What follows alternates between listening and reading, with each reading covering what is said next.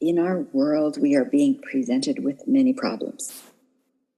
Albert Einstein gave great advice in this matter when he said problems cannot be solved by the level of knowledge or awareness that created them. In other words, we have to get outside our own boxes.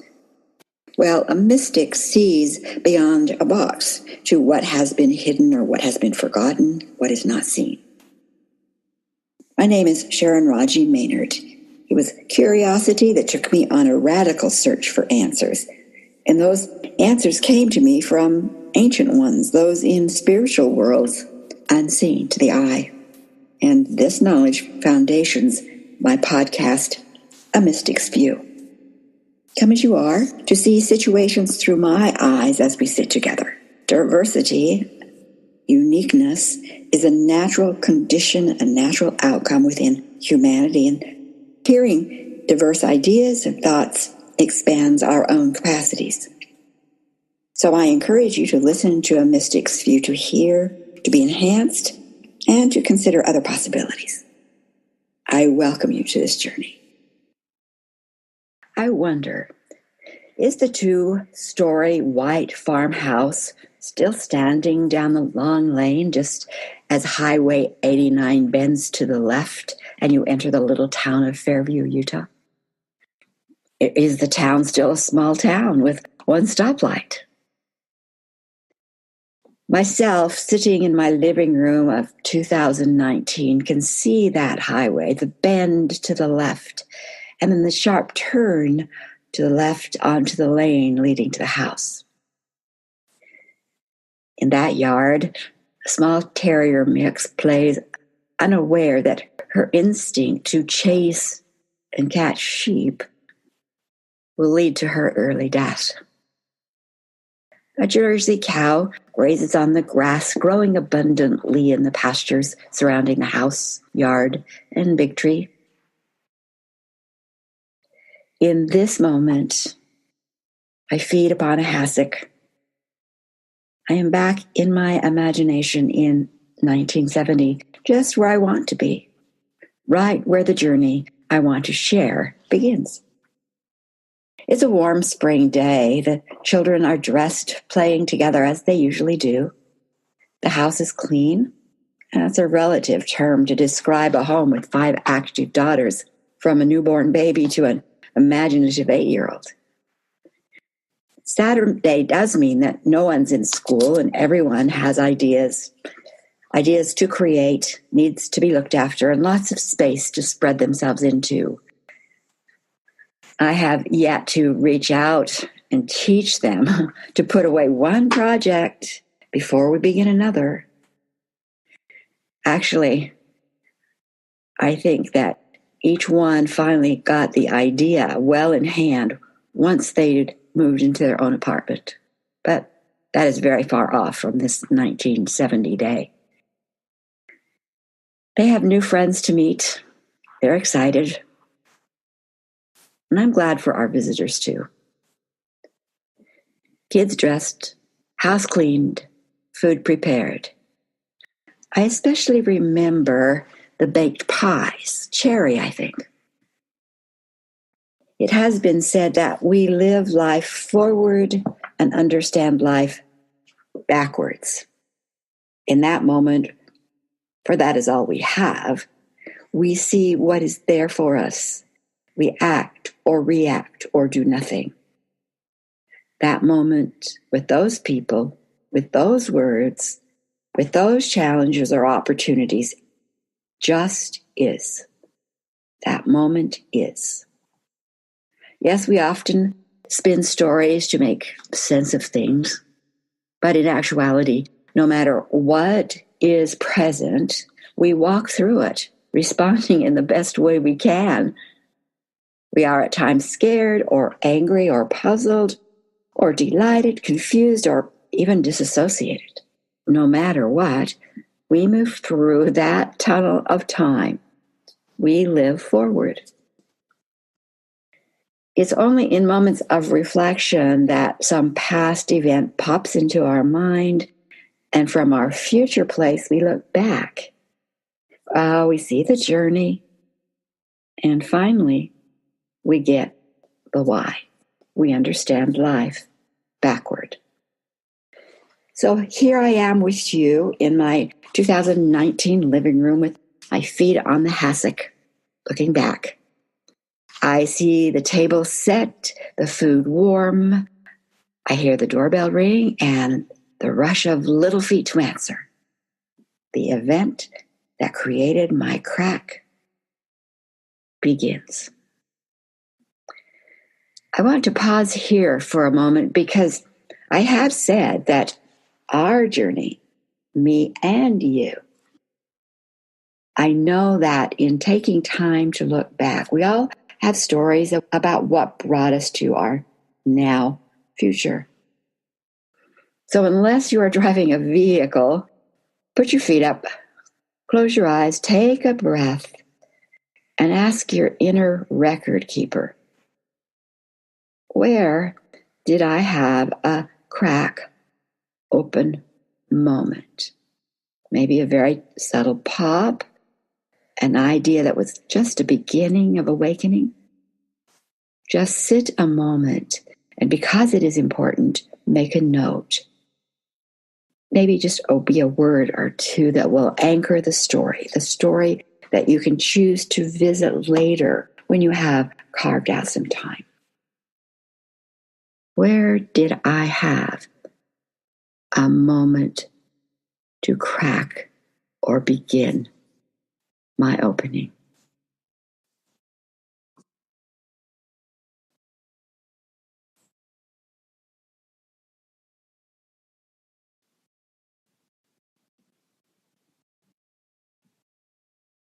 Now, some of those beginnings are not subtle, not just a small pop. Indeed, some are really harsh. And especially in those moments, you may want to hear Leonard Cohen's voice, deep, gravelly. Ring the bells that still can ring. Forget your perfect offering. There's a crack in everything. That's how the light gets in. That's how the light gets in. So I welcome our guests in 1970. Watch the children turn shy with these new possible friends. And I open and offer my home. My memory doesn't hold the type of food or the conversation around the table. I jump to the after dinner time. We wives clearing the table, the children running to the yard, and the man off to my husband's study to discuss important things. I scratch my head and smile in my 2019 living room, suddenly aware of the thread of men, grandfathers, fathers, uncles, husbands, going off to their male space to talk over important things.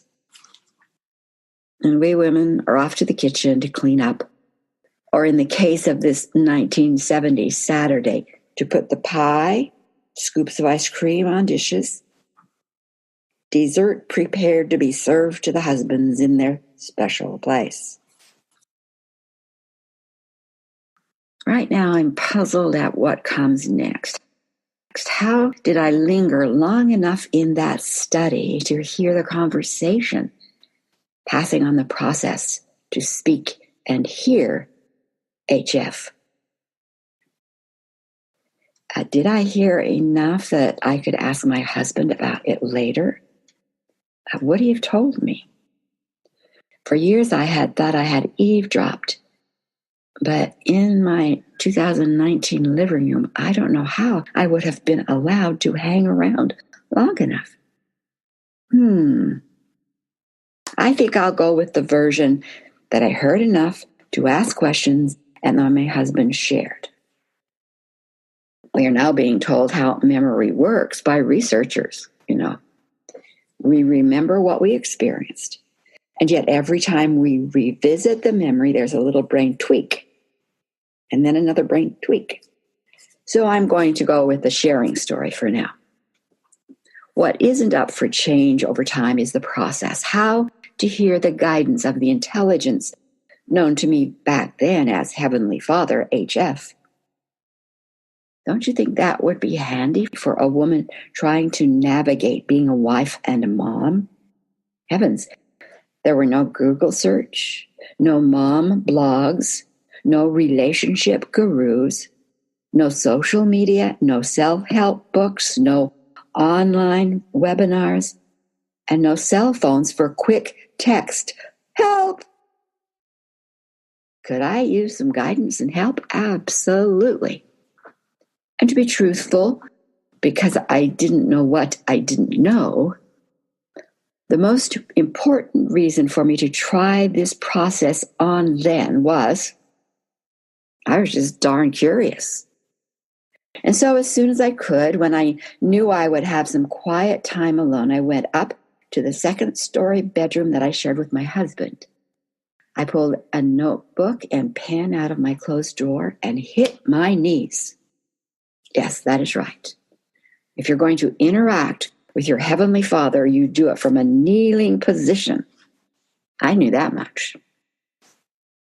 Then I went through the process that first afternoon in my quiet home. Curious me. And I heard words begin to flow in my mind. Not burning bush words. Not a Leonard Cohen gravelly deep voice words. Just words. I grabbed my pen and began writing them down. I wrote and wrote until there was a silence in my mind. Not a silence that I created, just a pause type silence. I almost laughed.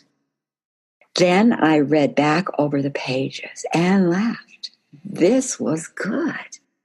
This was helpful. I'm going to do this again. And I did. Over and over and over. I learned, I challenged, I questioned, I applied the suggestion. I was a scientist who had taken a theory, a process, applied it, and tested its validity for myself. My husband tried. No words came for him. Now, in my 2019 self, I would have some ideas as to why. But back then, I only knew what I knew, which wasn't much. I didn't know what I didn't know. But now I had a way to explore, to let my curiosity lead, a place to take my questions and concerns. The crack in my childhood box made of traditional ideas that only men can hear, HF, just been penetrated by a laser beam of light. And shining new came in. It would not be fair to leave this podcast episode without sharing the process with you. If I were sitting in your study, I would probably ask for some pie and ice cream. Since that is not where we are meeting, I'll forego the dessert. However, if you find a mystic's view interesting and, I hope, helpful, please give us a good rating in your podcast platform. Share with your friends. Consider becoming a support in our Mystics View Patreon community. That community is exploring how to develop deep roots through supporting one another. Okay, now to the process. And it is based on what I have come to understand as universal laws. The law of personal authority and manifestation. So first, you state the qualities of those who will have permission to bring guidance to you. I use reality statements. So my statement might read something like, the qualities of my spiritual teachers and guides are wisdom, honesty, stability, having my greatest good as paramount, and respect for all life. 2, create time when you can be alone in quiet for 45 to 60 minutes. 3, have a pen and journal handy. 4, ask that a cocoon of sacred, secured, blessed energy be the space that surrounds you during the conversation. So another reality statement I would use is something like, I am safe, surrounded with guardians as I reconnect with my spiritual teachers, angels, guides, and more. Now, next, take a few moments to breathe, to meditate, maybe sing or read something, or whatever works to shift your own energy into a place of calm and open mind. Then speak whatever is on your heart, like a check-in to release the cares of the day.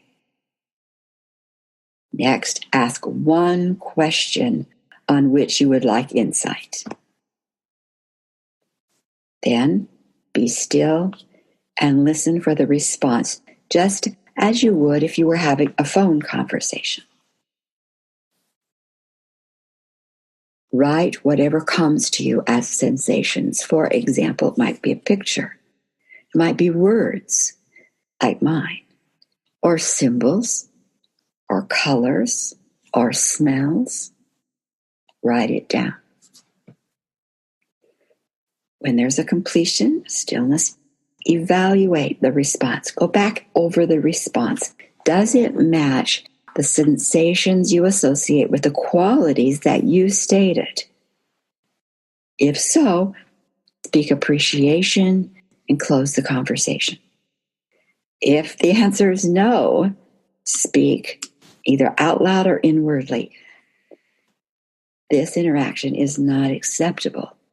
This energy is not aligned to my declared qualities, and end the conversation. Only one question, one response, and one acceptance with thanks or clarifying of not acceptable at any one session. If you are like me, I like to have some guidelines in my hand. So for those of you who do, there will be a link to a downloadable PDF file of this process. And remember, novice means that you will be stumbling. You will be asking questions. You will be hitting walls. And you will be standing up to try another day.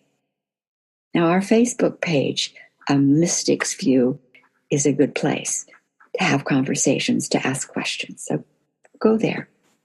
Or you can always email me.